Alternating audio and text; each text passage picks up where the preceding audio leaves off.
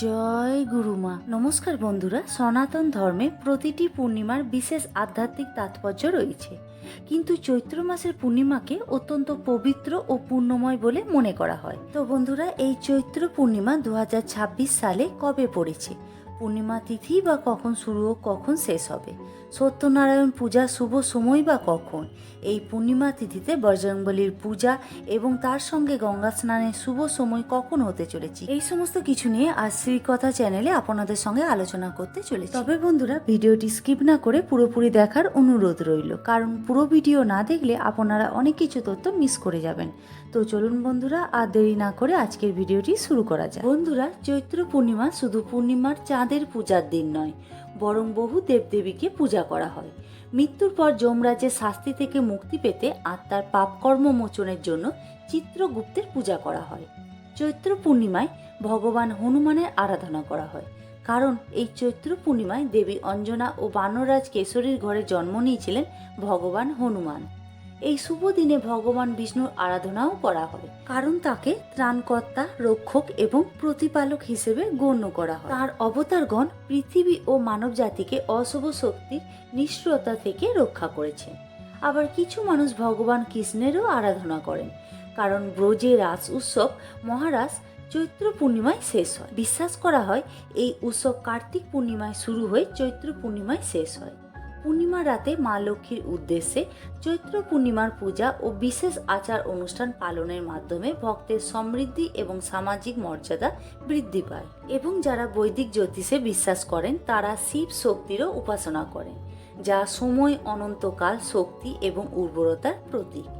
এবার চলুন বন্ধুরা, সবার প্রথমে জেনে নিই এই চৈত্র পূর্ণিমা 2026 সালে কবে পালিত হবে এবং পূর্ণিমা তিথি বা কখন শুরু ও কখন শেষ হবে।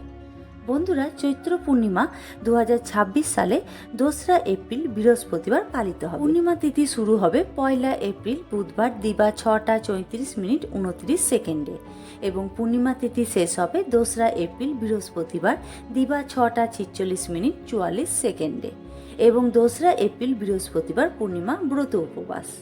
এবার চলুন বন্ধুরা, জেনে নেওয়া যাক এই পূর্ণিমায় সত্যনারায়ণ পুজোর শুভ সময় কি হতে চলেছে। সত্যনারায়ণ পুজোর শুভ সময় 1 এপ্রিল বুধবার সন্ধ্যা 5টা 50 মিনিট থেকে রাত্রি 7টা 30 মিনিটের মধ্যে সত্যনারায়ণ পূজা করে নেবেন। বন্ধুরা, এই চৈত্র পূর্ণিমায় গঙ্গা স্নানের শুভ সময় থাকছে 2রা এপ্রিল বৃহস্পতিবার ভোর 5টা 50 মিনিট থেকে সকাল 6টা 46 মিনিটের মধ্যে আপনাদের গঙ্গা স্নান করে নিতে হবে। এছাড়া আপনারা সারাদিন নিজের সাধ্যমতো দান করতে পারেন। বন্ধুরা, এই চৈত্র পূর্ণিমার দিনে ব্রহ্ম মুহূর্তে ঘুম থেকে উঠে স্নান করুন। সম্ভব হলে কোনো পবিত্র নদীতে স্নান করা অত্যন্ত শুভ বলে মনে করা হয়। পবিত্র স্নান করার পর ভক্তদের ভগবান বিষ্ণু ও ভগবান হনুমানের পূজা ও প্রার্থনা করুন। ভগবান বিষ্ণুকে তুলসী পাতা অর্পণ করুন। ভগবান হনুমানকে সিঁদুর, জুঁই ফুলের তেল, গুড় এবং ছোলা অর্পণ করুন। হনুমান চালিসা এবং সুন্দরকাণ্ড পাঠ করুন। সত্যনারায়ণ উপবাস পালন করুন এবং সত্যনারায়ণ পূজার সময় ভগবান বিষ্ণুকে ফল, সুপারি, কলাপাতা, মলি, ধূপকাঠি এবং চন্দন নিবেদন করুন। সন্ধ্যায় চন্দ্রদেবকে অর্ঘ্য নিবেদন করুন। ভগবান সত্যনারায়ণের কাহিনী শ্রবণ করুন। চৈত্র পূর্ণিমায় দানকে বিশেষভাবে গুরুত্বপূর্ণ বলে মনে করা হয়। শাস্ত্রে বলা হয়েছে যে এই দিনে করা দান বহু জন্মের পাপ বিনাশ করে এবং আত্মাকে শুদ্ধ করে। এই দিনে খাদ্য, বস্ত্র, জল দান করা এবং অসুস্থদের সেবা করা অত্যন্ত পুণ্যকর্ম বলে মনে করা হয়। তৃষ্ণার্তদের পানীয় জল দেওয়া এবং অসহায়দের সাহায্য করাকে ঈশ্বরের প্রকৃত সেবা বলে মনে করা হয়। এই চৈত্র পূর্ণিমায় সাত্ত্বিক খাবার গ্রহণ করুন এবং নিজের মনকে শুদ্ধ রাখুন। ক্রোধ, অহংকার ত্যাগ করুন এবং নেতিবাচক চিন্তা থেকে দূরে থাকুন। তো বন্ধুরা, আজকের ভিডিওটি এই পর্যন্ত। ভিডিওটি ভালো লাগলে লাইক, শেয়ার, কমেন্ট করে সাবস্ক্রাইব করতে ভুলবেন না। আগামী দিনে এমন ভিডিও দেখার জন্য চ্যানেলের পাশে থাকুন। ধন্যবাদ।